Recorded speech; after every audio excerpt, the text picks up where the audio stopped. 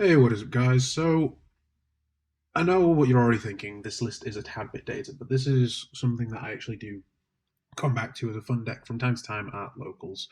Now, I know Invoked is not the superior fusion deck that it used to be because Tier exists. However, since at my locals not many people play Tier, this is still one of the more fun decks that I've actually played around with. Now that I'm actually rich and can afford prosperities, I can play this version that I actually like instead of having to play a slight peasantry option, but I still think it's fine. I'll go into the list and then explain some of the reasons to why I play certain things over others.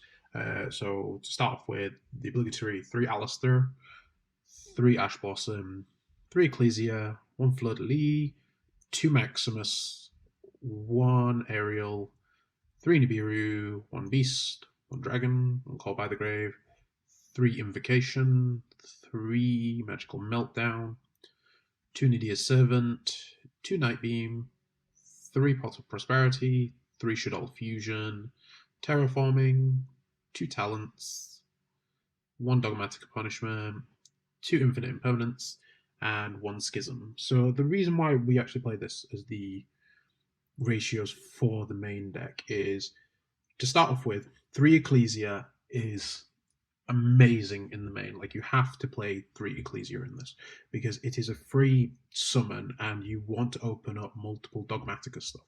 Like, if you open Ecclesia plus any other Dogmatica card, whether it's Nydia's Servant, Floodly, or Maximus, you're just getting free pluses because the Ecclesia searches the other card that you require. Because the Maximus gives you stuff from the extra, the Fleur-de-Lis gives you the extra negate or the push, or if it's an Nydia's Servant, then you just get free stuff in general. There's no other way to describe it, which just makes it just amazing in its own rights. The reason why we played the 2 Maximus is because obviously again, like Ecclesia, you want to draw it, but you don't want to draw it as often as Ecclesia. Ecclesia is the main one that you want to draw, and the Maximus is good, but it's not immaculate, especially for the locals that I built this for. It's kind of a half and half sort of card. It does help, but you don't want to draw it all the time. The 1 Floodly is just the 1 Floodly. As for the Shaddoll stuff, the Beast is there because free drawing is free drawing, and the Dragon is just, it's an MST whenever I need it. But yeah, that's the explanation for the monsters kind of thing. Oh yeah, the Aerial as well. Aerial is just DD Crow. It's just DD Crow, that's it. We don't play any other hand traps besides Ash because I go back and forwards whether I want to play Ash or Droll. The reason why we play the Ash is because it's free access into the Purgatorio at any point in time if I can't get to the Almirage, or if the Almirage is gotten rid of. It's really the only reason. If Droll was a fire, then yeah, sure, we would be playing the 3 Droll in the main over it. The Nib is a half and half card as well. Comes up in certain matches, not all of them. It's really my preference for my locals. Your locals, you might want to just experiment with different sorts of ones. Imperm is just Imperm, really. The only thing that I would say weird besides the other lists is the Nightbeam. Now, the reason why I play the Nightbeam is because at my locals, there's a lot of Flunder players. 9 times out of 10, one of their back row is the Flunder spell that makes them have additional summons. I do not want that to resolve. I do not want to even acknowledge it exists. So if I just Nightbeam hit that, they cannot chain to it, it goes away. If your locals does not play a lot of Flunder, just play Cosmic instead. It's a lot better. It will hit far more stuff. But for me personally, the Nightbeam just says, no, I am not dealing with this today. That's pretty much it. For the extra deck, there is the 1 Apocleon, the 1 Construct, the 2 Winder, 1 Natis, 1 Agoides, 1 Macabre, 2 Purgatorio, 1 Titaniclad, 1 Omega, 1 Artemis, 1 Gravity Controller, 1 Almirage, and 1 Security Gardener. So it's pretty standard, is the extra. The only thing that I'd probably say isn't standard about it is I play 2 Purgatorio over the 2 Macabre. Now, the reason why I play the Purgatorio over the Macabre is because Purgatorio can attack multiple things and it just kills your opponent very, very quickly. And that is basically the aim of this, to try and just You cannot grind your opponent with this deck. Your strategy, your plan A, your plan B, and your plan C is kill them. Kill them as quick as possible. Burn them with fire if you have to. And that's really it. The Titaniclad, I'm like half and half on. I do think I could swap it out for something else. It's only really there for the Nydia's Servant and the Dogmatic as punishment. But the amount of times that I've personally drawn the outs with stuff and just not needed the Titaniclad search, it does happen, but it's a half and half thing. If I was going to take the Titaniclad out, it would be probably for another Macabre, but yeah, it's not really needed because you can use Maximus, send Omega to the grave, and then use Omega to put the stuff back. So you can just slowly start to just destroy your opponent's extra deck with that and then win from there. But player's choice, really.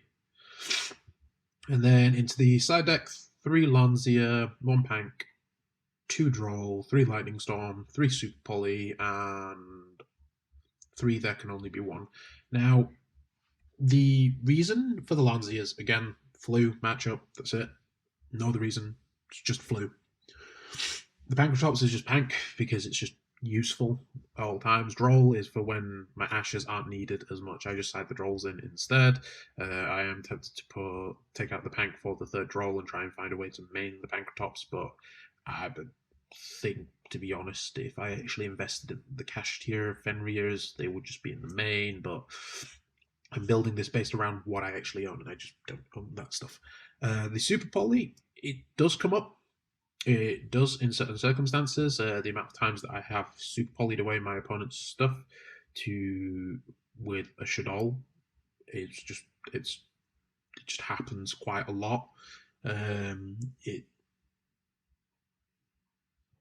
It does happen now and then where I've done it to make a window, but because of certain matchups, 9 times out of 10 the Super Poly is making a construct actually, or on one occasion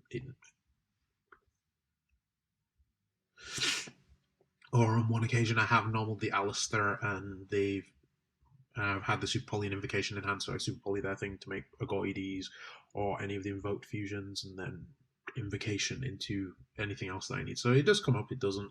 It just varies. There are certain things that could be changed instead of it. I could probably put in a Mystic Mine, so then I can just, if they've made a massive board, I activate mine, make Purgatory on, just start running into things and winning from there, but it's up to you personally. And the There Can Only Be 1 is only for when you go first. There are a lot of decks where it just hurts them really badly. My locals personally, there is Sprite, besides the Flunder, obviously. There is the Sprite that I deal with, and there's the cash tier stuff. So Sprite, you only have 1 Thunder, good luck. And for the cash tier stuff, you only have 1 monster in general. So sucks to be you. I can live with not only having 1 spellcaster out, because chances are the spellcaster's going to turn into something else, unless it's a window, which then that is very, very, very sad. But there isn't really combo stuff with this, so there's no point explaining combos because it's invoked. The only real thing that I would say is just pay attention to the fact that you control a Magical Meltdown, and Magical Meltdown makes your stuff very, very good because you activate your fusion stuff. Your opponent cannot respond after the fusion summon's done, so it means that your Aerial and your Beast do additional stuff that they can't prevent. Your Agoides gets its pop and they can't stop it.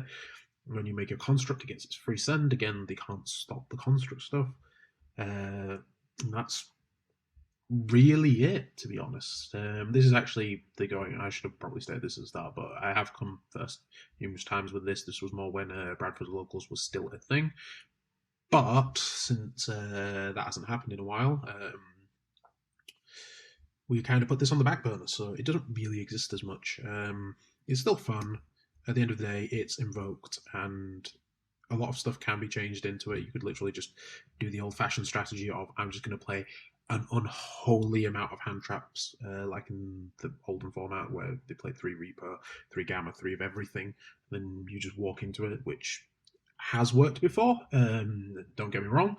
Opening Reaper against tier elements and revealing your Callus or anything like that, it does make very, very sad times for them, as well as when I've gone up against Runic, you just end up just playing an extra deck of stuff that you need, and then you just prosper away stuff that that you don't. So, yeah, that's really all I can say about the deck. Don't forget to like, comment, and subscribe as always. We are going to start doing some Pokemon stuff soon with Geek Retreat Halifax, and hopefully you'll be able to see some of the new stuff that we're doing since we're doing the Teams event this Monday. So I will be putting up my Urshifu deck at some point for those of you that actually play Pokemon, and for those of you that don't play Pokemon, well, just ignore what I just said. So thanks guys for watching, and I'll be signing it now. Peace.